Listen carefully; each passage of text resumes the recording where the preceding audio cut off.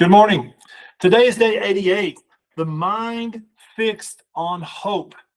Romans 15:13 says, "May the God of hope fill you with all joy and peace as you trust in him, so that you may overflow with hope by the power of the Holy Spirit." Hope is not wishful thinking.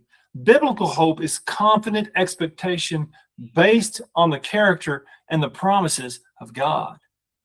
It's not hoping that things work out.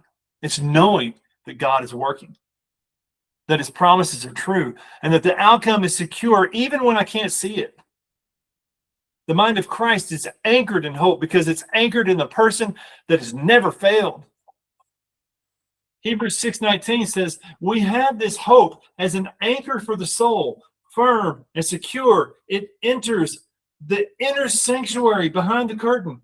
An anchor doesn't prevent the storm. It keeps us from being washed away by it. Hope is that anchor. We spent all month this month just reviewing how we think. We've looked at humility, obedience, patience, wisdom, forgiveness, surrender, and rest, and all of it leads here. Hope.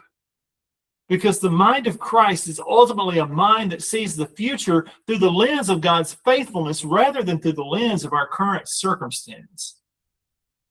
Jeremiah 29:11 says, "For I know the plans I have for you, declares the Lord, plans to prosper you and not to harm you, plans to give you a hope and a future." He has plans for us, and they're good plans. They include hope and a future, not just survival. You know, we're 3 months in these lessons. We know who God is. We know who we are to him. And we're learning to think like Christ. But next month, we're going to put all of it to work as we tackle faith over fear. But we go into this month with hope because the God that brought us this far, he's not stopping here. What situation in our lives feel hopeless right now? And what would change if we let God's promise of a hope and a future be louder than our fear?